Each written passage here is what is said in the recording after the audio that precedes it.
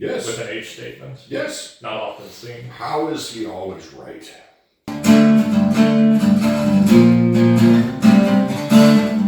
We were excited. Yeah. I mean, because you never see an age statement on Makers. At all, we've got Even their highly coveted, what's it called, a cellar reserve. Oh yeah. That doesn't have an age statement. No, it doesn't. Yeah, I think out of the 3, 6, 7, 8 bottles that we have over there, You do have 8 bottles of Makers. no age statement. So this was the first. So I was stoked when we saw it. Oh, by the way, if you guys can see this, I got pancake shit on my shirt this morning, so I was too lazy to change. But it is what it is. It's part of the look. Yeah, so we were excited to see it, right? Mm-hmm. I mean, you found it on the shelf. You're like, oh shit, 7 years. Now the cool thing is for people that don't know, so we were looking a little bit earlier. So this doesn't say small batch, right? No. But they use 378 casks to make this blend. So this is cask strength. It's 112.8 proof. We talked about in other videos about like the rules of bourbon and how you can't put whiskey into a barrel higher than 125 proof. Mm-hmm. But there's a lot of play in that. And with a lot of weeded bourbons, right? What is a weeded bourbon? It's a bourbon that the second ingredient is wheat, not rye. So, a lot of weeded bourbons, they tend to go in barrels at a lower proof point because for whatever reason with weeded bourbons, it plays better with the barrel at a lower proof when it goes in.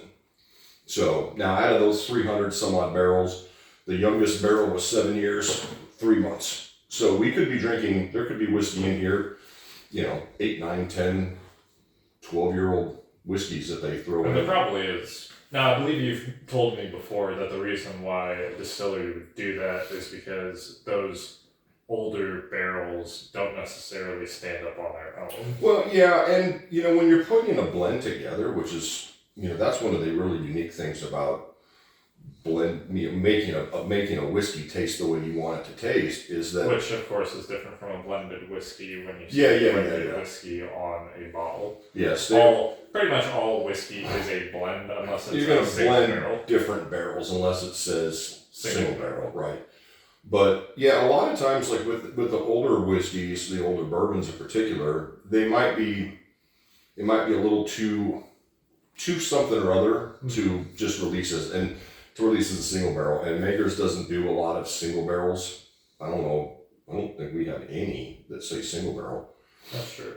Because what they do too is they use different staves, like different wood staves that they take the cork out of the barrel, the bung, right? They take that out, and then they hang like wood staves, and then that's how they'll get the flavor they want. So some of the older barrels that you'll see, might be a little oakier, right? And if you're putting a big blend together, like I said, 370 barrels, as you're blending it together, as you're tasting it, you might be like, it needs a little more, something on the back, right? The back of the palate. So we like the whole thing, but it's a little lacking in the finish. So they'll take one of those or a handful of those older barrels, add it to the blend, give it a greater depth of character. Yeah, it's just like putting a fancy meal together. Yeah.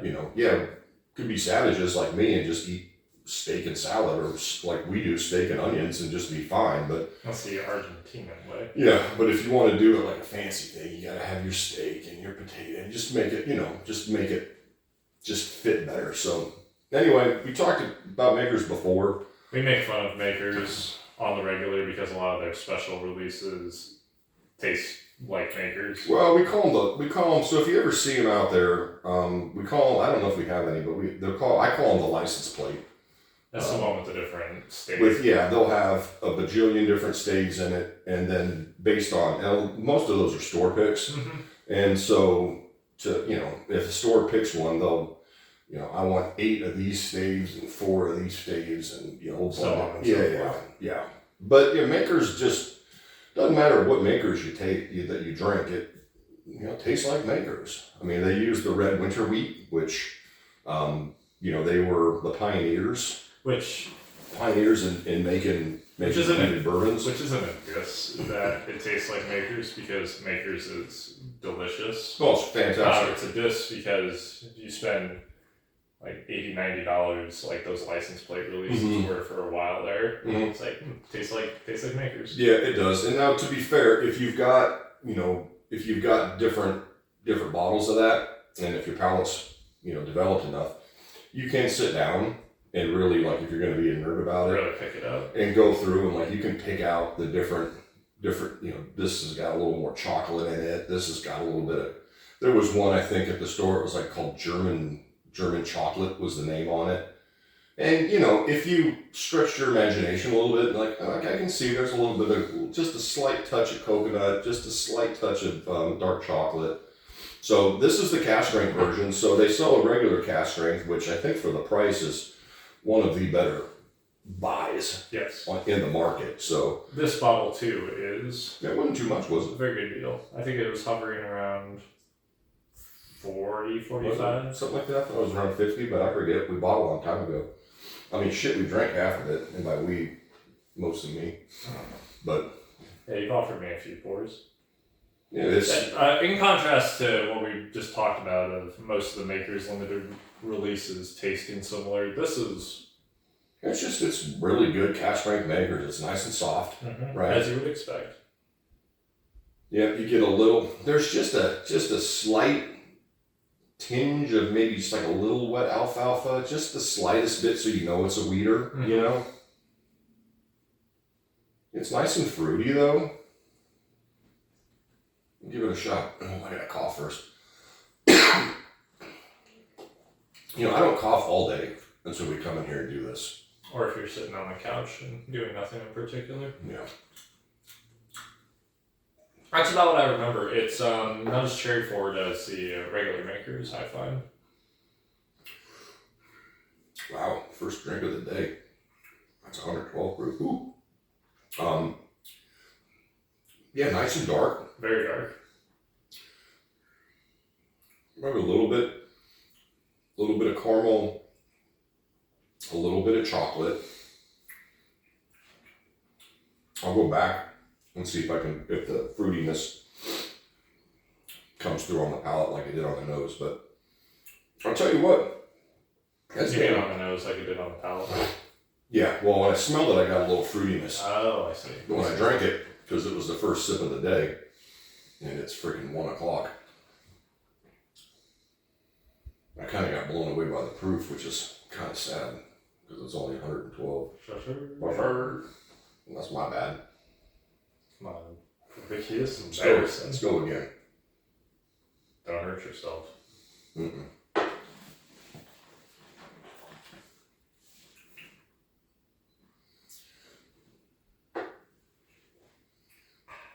Maybe a light fruit cocktail, but I'm still getting just like. You remember sangria? Like caramel but I'm getting like caramel and like a little dark chocolate. Reminds me of a cookie. Yeah. Yeah, and like if caramel or what was the other one you said? Chocolate. Chocolate. Mm-hmm. I don't know, say that, but mixed with a doughy flavor. Yeah, that's the nice thing about the weeders, right? Mm-hmm. Yeah. So there's a bunch of different weeded bourbons out there. How would you say this compares to standard Cask Strength Makers, Mark? We don't have the standard, but off of memory, from what I remember, this is because the Cask Strength tastes a lot like just regular Makers, but because of the age of the barrels in here, it's richer to me. It's a lot more. It's not super. I mean, it's Makers. It's not super complex. The license plate things, like, because there's so many different staves, like, you can really, if you want to be a nerd about it, almost reminds me of really different. pick them out. Reminds me of the Four Roses limited releases. Oh, that single barrel Cask Strength one. Yeah, or the ones that have the different yeast strains and all that. Yeah. But this is. So I'll say this: if you like Makers, who doesn't like Makers? Right, but if you like Makers, this is what I used to tell people at the store. So the people like regular Makers. I'm like, cool. The next one is step up to the 101 proof. because they do make a Maker's 101. Yep, I've had it before. It's nice. It's good. So that's a good way, especially to get your proofometer, is what I call it. Yeah. Being able to handle proof. So you go from the 90, 94 proof. In your experience, how long does it take to get used to higher proof whiskeys? It depends. I mean, until you find your happy spot. You know, like we've talked about it before. I know people that, you know, like 100 proof that's their sweet spot. Like a lot of people, like 110 to 115 is their sweet spot. Then for me, we drank that cowboy bourbon at 146 proof. It takes a while until you figure out kind of where you like your whiskeys to be at proof wise. I mean, it took me a while. I mean, probably took a couple of years, you know, just to really appreciate proof, because that's the thing with high proof stuff, right? So I'm kind of a proof whore, right? I love high proof stuff because of all the flavor. Like it's just, there's no water added to it. It's just boom, this is what it was coming out of the barrel, right? But you know, there are at that proof though, it can just be so overwhelming. It's kind of like what I do with your mom. Yeah. Like, here, smell this. Can you, like the first time we got like Lagavulin 16 or something, I'm like, oh, smell this, right? Because this smells awesome. It smells like Band-Aids and salt water. And yeah, it's super cool. And she would just smell it and be like, it just smells like alcohol. And that's the thing with high proof stuff, right? So if you build your proofometer up kind of slowly, instead of just, if you're drinking 90 proof stuff and, you know, you see, you know, a barrel proof Jack Daniel's rye at 135 proof, and all you're seeing on the interwebs are knuckleheads like me talking about high proof, oh, this shit's awesome. Well, if you're not ready for that, all you're going to taste is the alcohol. You won't appreciate it. Yeah. You won't have the faculties to appreciate it. Right. Just like with the Coy Hill, the Jack Daniels, the Cowboy, or even the E.H. Taylor Uncut, right? Like, if you're drinking 90 proof whiskey, I mean, I'm not, you know, if I have a friend over or whatever, they can have whatever the fuck they want. You drink, here, I'll pour it for you.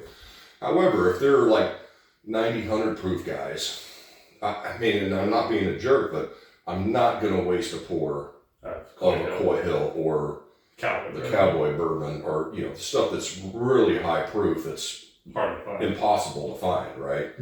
So, yeah, it just takes a while to build up, but if you do it right, like going back to what I was saying, if you like Makers, try the 101, try the Cask Strength version, because even at the Cask Strength, this one's 112, but I think the other, like the regular Cask Strength, is right around 110 proof. Just about, yeah. You know, so, and then, yeah, I think you're going to see more of these, just because I believe we were told that this is going to be a common. Yeah, the years, the age on it might fluctuate a little bit. It does say limited edition, but there are a couple local liquor stores. There's like 7 of these bottles sitting there.